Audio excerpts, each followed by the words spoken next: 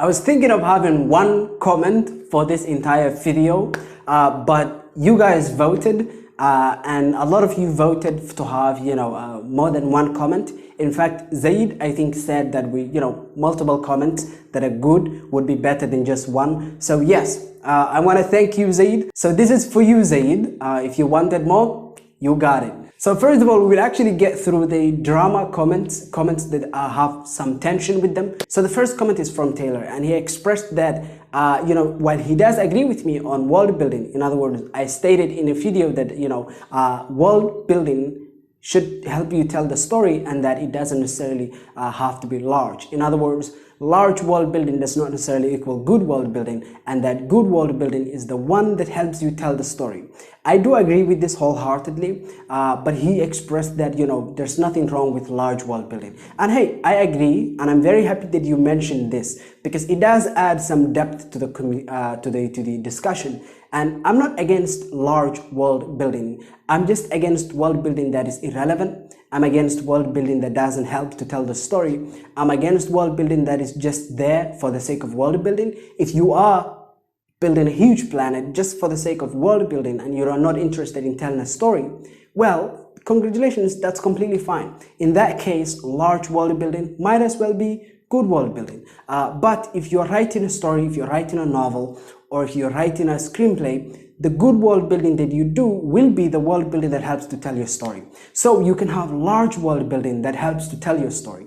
It's just that at the end of the day, it has to tell the story, right? Lepent, I still think that Terry Goodkind is a reptilian lizard. In fact, he's a reptilian lizard with sharp teeth that wants to eat your child. Keep your child safe. Udi made a comment in that exclusion of women in the fantasy genre video where I have noticed some people that were using historical accuracy as an excuse to sort of not have women in prominent positions in the stories.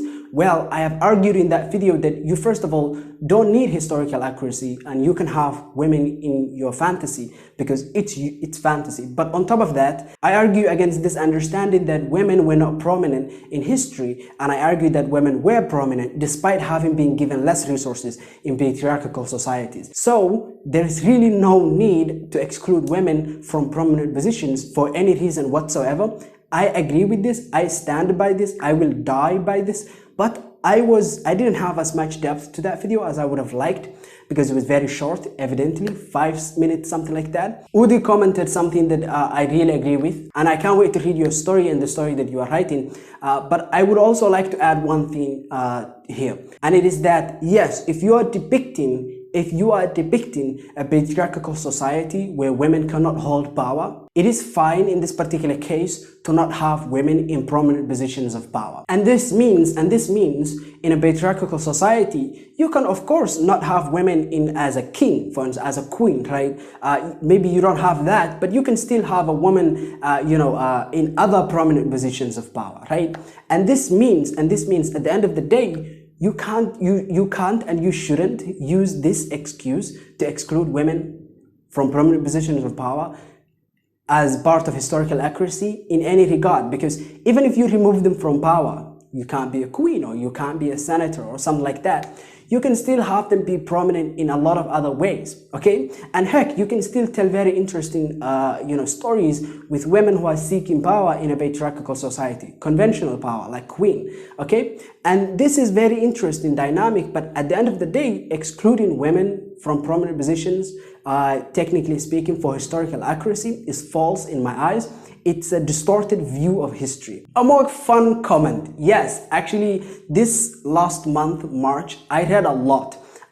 In fact, if you look at month by month by month, I have read this March the most. Last March, I've read the most in my life. I think I read like 9 or 10 books. I'm not certain. Some people are freaks. They do like 19 books.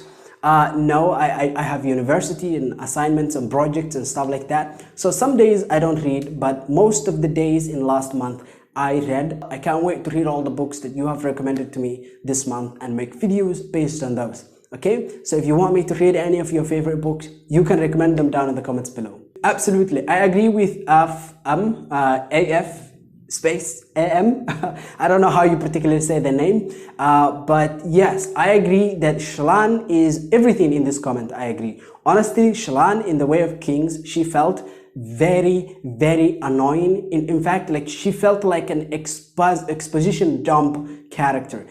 For the first few chapters of hers, I felt wholeheartedly that she had no character whatsoever, and she was not funny. And on top of that, she was just there to be an expository window for Brandon Sanderson to exposit about the world.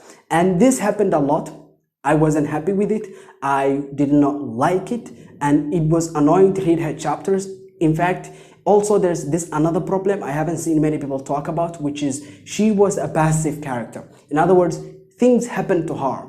If you take a look at Jasna or Yasna, or if you take a look at Kaladin or Dalinar, these other characters were proactive characters. They did stuff on their own and they moved on their own, and the plot and the world, it didn't move them around. It is more interesting to follow characters who have agency than it is to follow characters who are technically passive and they wait for stuff to happen and then they react, because those are really not interesting characters. I don't know why I feel that way, okay? And this means Shallan, she was an exposition dump, she wasn't funny, but on top of that, she also was a passive character that was not interesting to follow. Her chapters for me were not entertaining in any way whatsoever. I still love The Way of Kings, top 5. So yeah, Pika said, yeah, Pika 234 Pika. He asked if I would like to remake some of my older videos. I'm not particularly certain. I did reply that I might, but right now I'm not really certain about remaking those. If you would like me to remake some of my older videos, let me know, because some of my older videos, I'm not really happy with them. I'm really not happy with the ones before I showed my face, because there wasn't that much depth to the content I was making. I think I'm much better now. I'm much more confident now, and I'm not as jumpy as I used to be nowadays, because before I used to make less number of videos and I just used to speed things up I have no idea why. I just used to dial up the speed meter, and that would make videos much faster, and it meant videos were a lot more difficult to follow. So don't watch my older videos, but if you want me to remake some of them, you can comment down below. I hope that you enjoyed this. Have a nice day. Bye.